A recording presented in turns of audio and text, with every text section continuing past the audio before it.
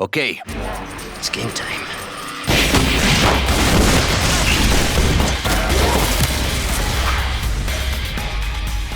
Shoot! Get down! Hasta luego.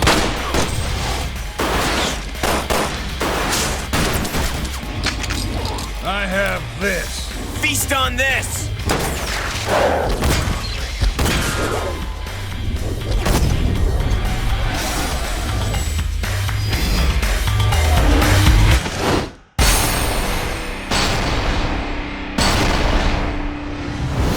What up, it's Shankster94, and welcome to the start of the showcase. So, we're gonna start with all of the melee weapons. We got a long way to go before we get to any firearms. Out of all the melee weapons, the first subset I'm gonna start with are the knives. As I mentioned in the prologue, I'm gonna be going in order of firepower. So we're gonna start with the weakest knife, the folding knife. A small knife which can be folded.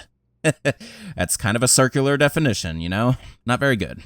Alright. So unfortunately, because I can't examine the weapon really close up like in older games, it's hard to get really good details and to come up with a solid real-life comparison, but I will do my best. So here is a real-life folding knife that I found that looks as close to this knife that I could find.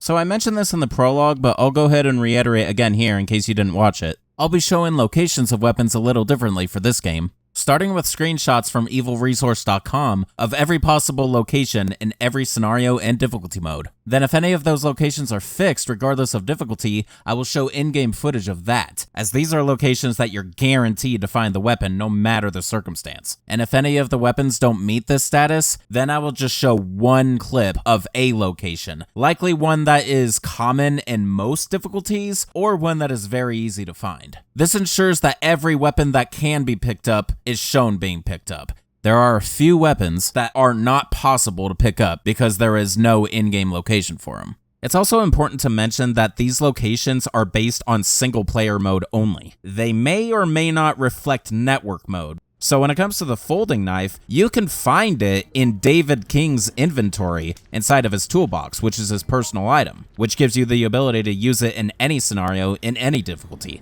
However, because it's his personal item, you can't give it to other characters. Here's the list of all the locations that you could find the folding knife in the game. Surprisingly, you can only find it in the Decisions scenario, and 2 of the locations listed are fixed regardless of difficulty, so I'll go ahead and show you those. First, you got the West Waterway, which is in the B3 floor of the university. It is in the water next to the ladder in the southwest tunnel.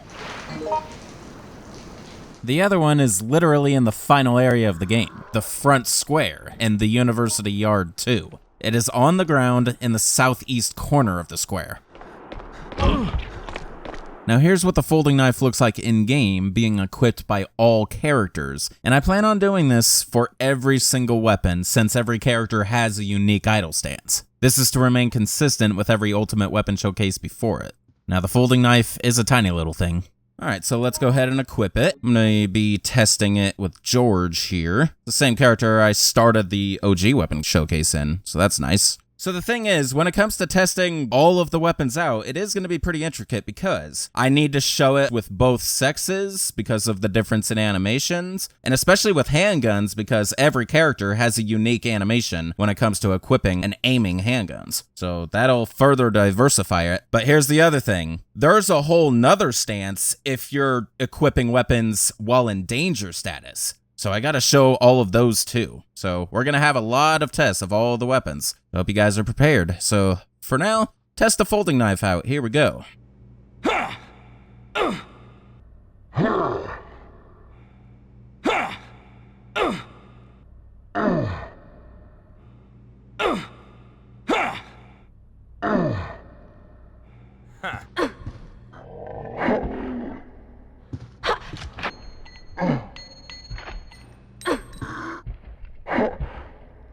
Alright, now a classic feature that we haven't seen since Survivor 2 Code Veronica makes a return. Collision. So I gotta show that. The face gets really weird during that.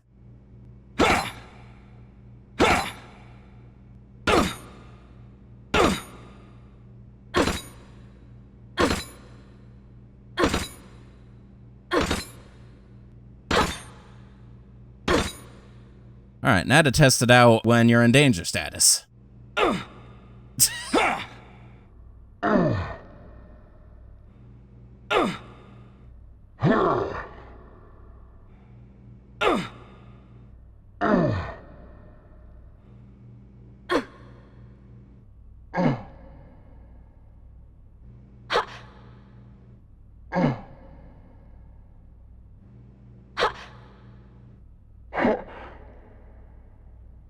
And see if collision is different. Yep, a little bit.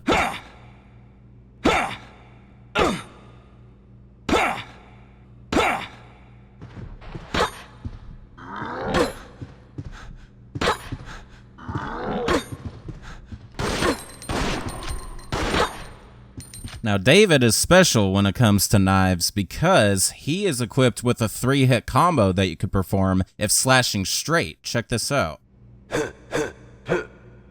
So, this in turn makes his regular straight slash slightly different in animation than all the rest of the characters.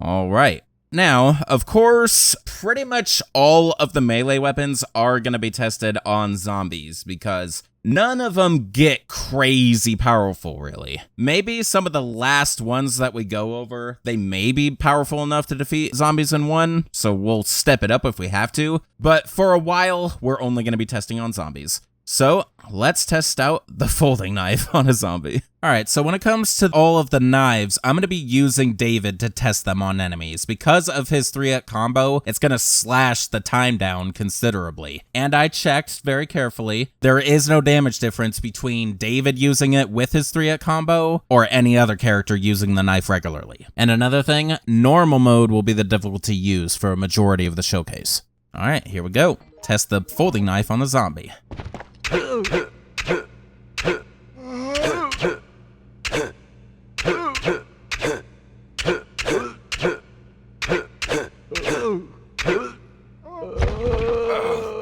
Jesus.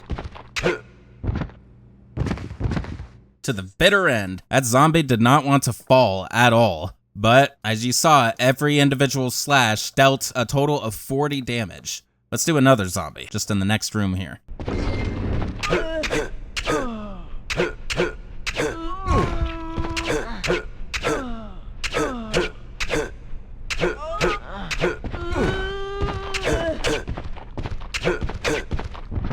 Oh shoot, there's 2 zombies in here. Oh god damn it. Well, that was an accident. Alright, well, that test is moot, because I accidentally used a monkey wrench. So yeah, by the looks of it, this knife has no stopping power at all. Like, the zombies will not fall whatsoever, no matter how many slashes you deal against it. I don't know if that's because I'm in normal mode instead of easy, or it's just because this knife is so puny and everything, you know? But yeah, that's a pretty adequate test right there. 40 damage from the folding knife for individual hits, and you got your average amount of hits between the 2 zombies that I did defeat on the screen there. Alright, well, that's gonna be it for the folding knife. Now for the next knife, the butcher knife, a regular household kitchen knife. Alright, so here's a real life image of a butcher knife, one that looks as closely like this one that I could find. Here's a list of all the locations that you could find the butcher knife, and one of them appears to be fixed regardless of difficulty, so I'll go ahead and show it to you. This is in the Hellfire scenario in room 202 on the 2nd floor of the Apple Inn Hotel. It is on the bed. Now here's what the butcher knife looks like in game, clearly bigger than the folding knife. If only Michael Myers from the Halloween franchise were an available skin for this game, then this weapon would fit nicely with him. Although in recent times I've been hearing controversy on what is a butcher knife versus a kitchen knife. Maybe someone can clear that up in the comments. And let's test it out.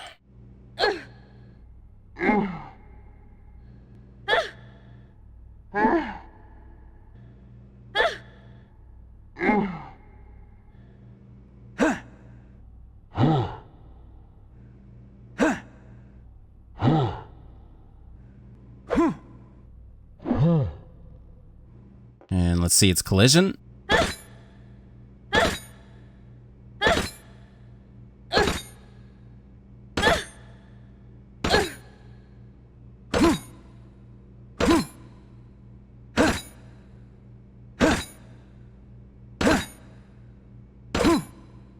And all the injured states.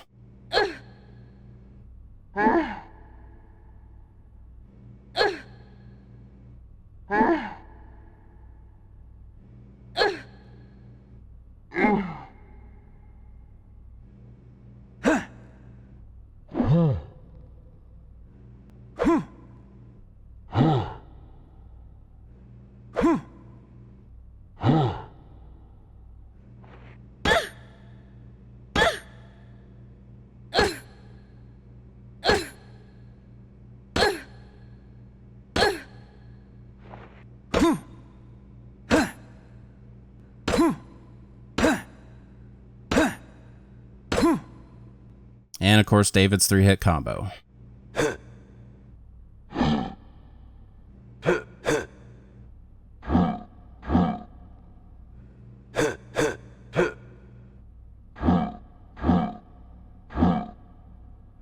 Alrighty, now let's see how much stronger the butcher knife is compared to the folding knife.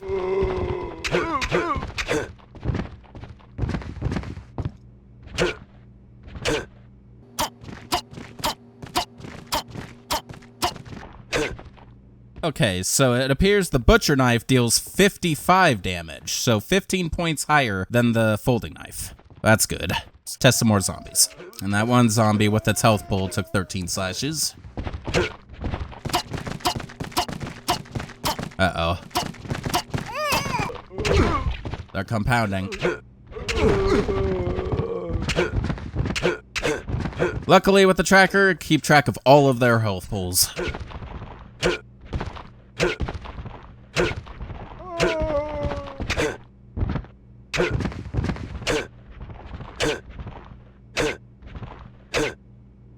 Alright, they're all dead. So, the accumulated average between all of those zombies is right here on the screen. Because I'm more focused on the specific amount of damage that is getting taken away, I'm not really trying to pay attention to how many total slashes each individual zombie takes. Because you could just do the math and divide the enemy's total health pool with the damage that is taken away from them, and you'll get the result either way.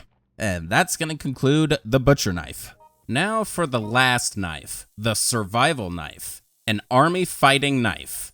Alright, not much of a description, but this one's nice because this is the only knife so far that we have seen before in some capacity. Not going to compare to them though, because knives aren't really something that I like to throw back to previous games with. Just firearms, really, maybe. And of course, here's a real-life version, as close looking to this one as I could find. Now, the survival knife can only be found in the below freezing point scenario, and there is one fixed location between all the difficulties, with one additional location in hard mode. I'll go ahead and show that one fixed location. This is in the B6th floor East Passage, and it's on the seats opposite the vending machines. Now here's what the survival knife looks like in-game, being equipped by all characters. Although not quite as large as the butcher knife, this one looks like the most fit for combat. Unfortunately, there's no named combat knife in this game, so this is probably the closest thing we've got to it. Alright, now let's go ahead and test the survival knife out.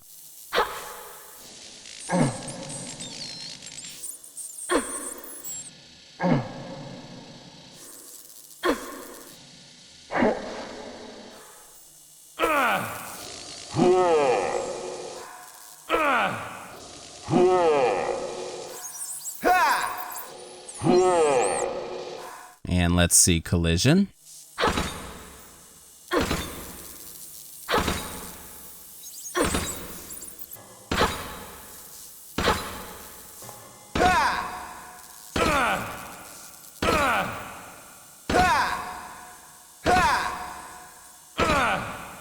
And let's say it being used while injured.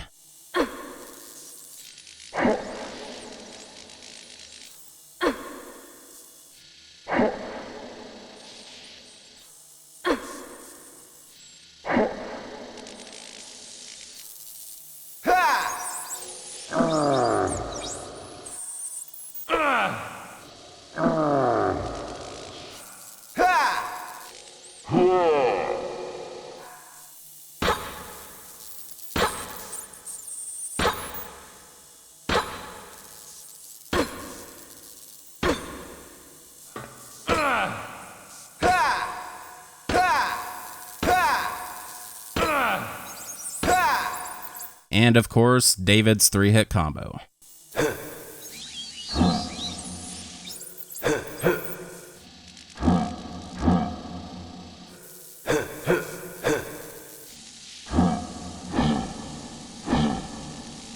Alright, so this, statistically, is the strongest knife. Let's see just how much stronger.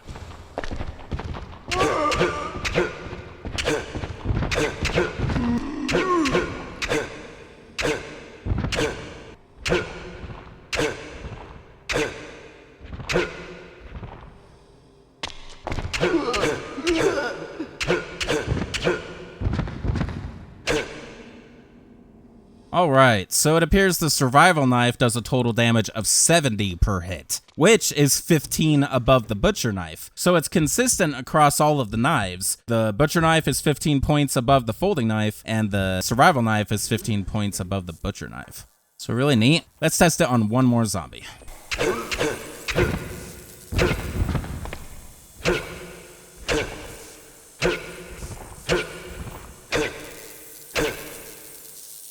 Alright, well this knife definitely defeats zombies the fastest, so I can appreciate that, especially with a knife wielder like David. Alrighty then, well that shall conclude the survival knife, as well as all knife-type melee weapons. Now for the next subset of melee weapons, sprays, and the first of which is the Pesticide Spray, an aerosol spray. It contains pesticide.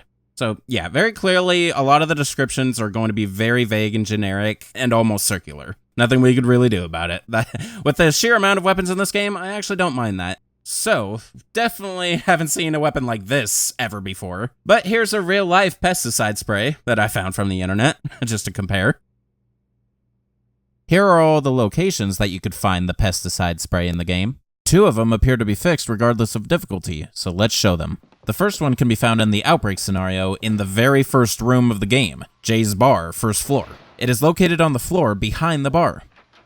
The other one is in the Decisions scenario in the B2F passage elevator on the B2 floor of the university. It is located on the large barrel in the northeast corner. Listen to me! Never. Now here's the pesticide spray being equipped by all characters in the game. Nothing really special to say about it. It's a spray can. Alright, let's go ahead and test it out.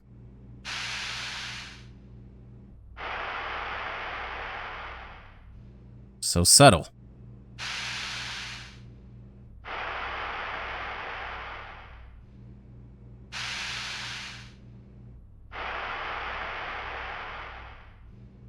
See if I can spray it towards the camera.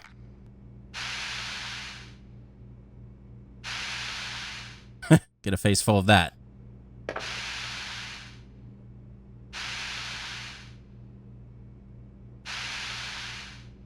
Now, unlike the knives, there is no difference in animation if you're using it in danger status. They just slowly get into the same stance. Alright, so, a zombie is not the ideal enemy to test this on. Now that I have a tool to determine the exact statistical damage value of every weapon, I can tell you guys right now, the pesticide spray does cause damage to zombies, but only 10 points of damage. So, for a zombie that has a 500 health pool, it would take literally 50 sprays to defeat that zombie. Which, normally in the game, it only provides you with 9 sprays at a time. You would have to do it in infinity mode in order to get the result. But there are better enemies to test the pesticide spray on. Basically, any bug-type enemies, as it is called pesticide spray. So in the original showcase, I tested it on scissortails, which are mutated earwigs. But this time around, I'm going to use an enemy that's in a lot of the classic games, but doesn't get a lot of testing grounds. And that is the giant spider.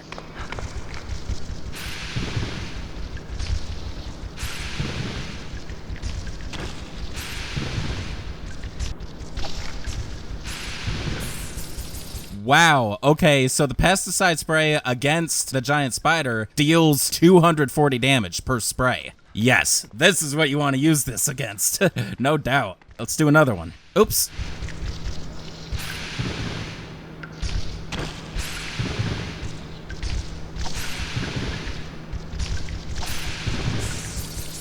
Yeah, I love it. All right, now there's a jacked up spider remaining in here. Let's get it as well. Oh, I missed.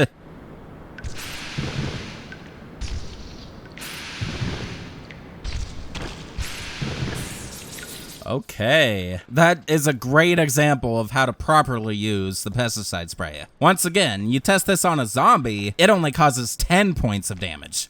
So it's pathetic. Don't ever use it against a zombie except as a deterrent. That's all it's good for. All right, well, that's gonna go ahead and conclude the pesticide spray. Now for the next and last spray, the flame spray, a handmade flamethrower. I like that description.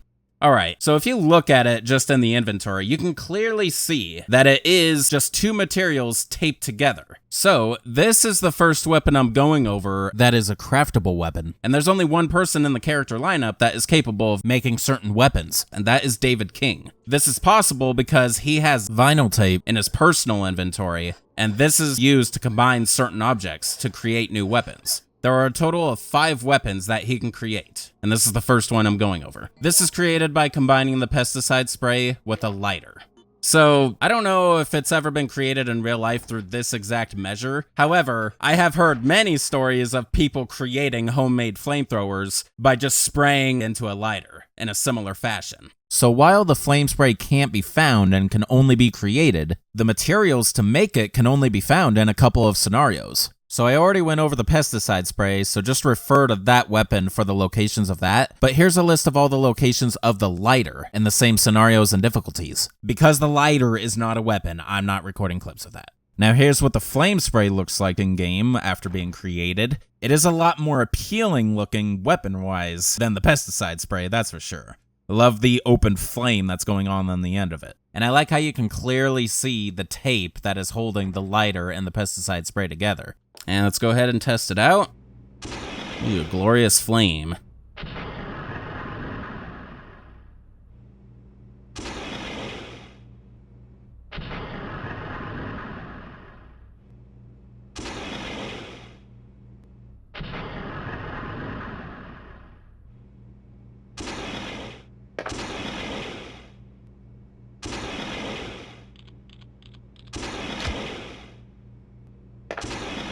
Alright, so the flame spray is a lot more usable against zombies, I can tell you guys that, but we're still gonna test this on a giant spider just to compare to the pesticide spray.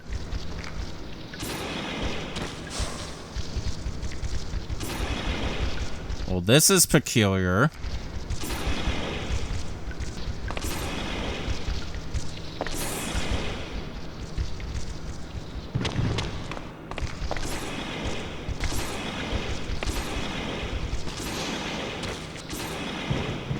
Okay, so this is interesting. Each individual spray from the flame spray doesn't cause as much damage as the regular pesticide spray. Not only that, I was expecting residual damage because it's an open flame, but you saw on the tracker right there, the damage is only dealt initially. There is no residual damage at all.